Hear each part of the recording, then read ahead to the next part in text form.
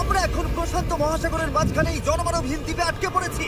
আর এখান থেকে বেরোতে গেলে আমাদের একটা পাল তোলা নৌকা বানাতে হবে। তারপর সেই নৌকায় চড়ে মাইলের পর মাইল খোলা সমুদ্র পাড়ি দিয়ে ওই অন্য দ্বীপে যেতে হবে। কেন? কারণ দর্শক আমাদের কষ্ট দেখতে পছন্দ করে। চলো তাহলে শুরু করা যাক। শুরু করা যায়। খুঁজছি। পাল তোলা নৌকা তৈরির জিনিসপত্র। তোমরা কি কখনো আগে নৌকা চালিয়েছো?